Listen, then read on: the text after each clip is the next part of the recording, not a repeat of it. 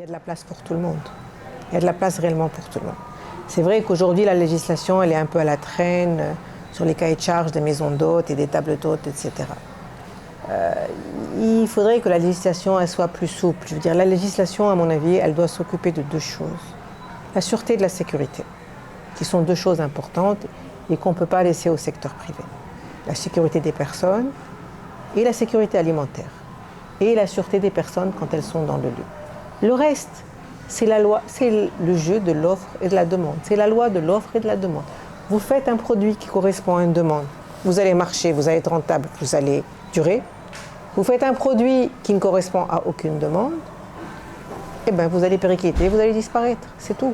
Ce n'est pas un cadre juridique qui va faire que vous allez faire un produit qui ne correspond pas à la demande.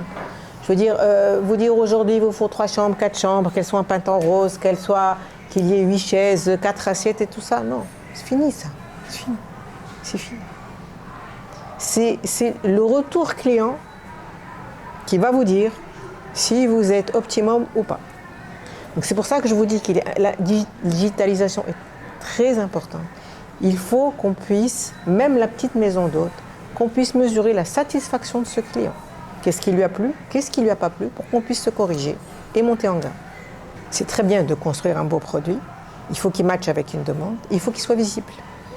Il y a énormément aujourd'hui d'initiatives de jeunes, mais j'ai rencontré des jeunes extraordinaires, avec des initiatives magnifiques.